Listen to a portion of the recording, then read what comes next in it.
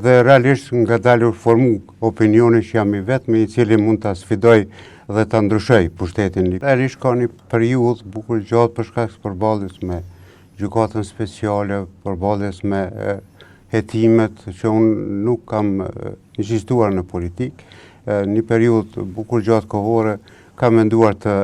rri rehat në politikë, po ishin qytetarë të shumë të cilët më pyesin tërkohën, më pyesin anëtarët e partisë, strukturat e partisë, pse nuk po kandidohem, ma thonin se jam i vetmi i cili mund ta sfidoj kryetarin Ahmeti dhe realisht nga dalë formu opinioni që jam i vetmi i cili mund ta sfidoj dhe ta ndryshoj pushtetin libjan dhe strukturat e partisë me insistimin e tyre kanë ftuar që të angazhohem në Partinë Demokratike në strukturat e saj. Ka 2 vite, ndërsa ka një vit që kemi biseduar në vazhdimsi edhe me kryesinë qendrore dhe me kryesinë e Degës dhe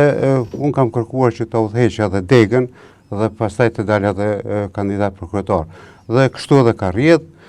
fati mirë për antarësinë, për qytetarët e Lipjanit që gjitha strukturat e Partisë Demokratike edhe kryesia e Degës me unanimitet plot propozuan për të kandiduar për të parin e Lipjanit. Jemi në dakordim të plot dhe në kontakt vazhdueshëm edhe me kryetarin e Partisë Demokratike zotin Krasniqi dhe pritet shumë shpejt pas datës, pas konventës zgjedhore brenda Partisë Demokratike të Kosovës që të bëhen edhe publik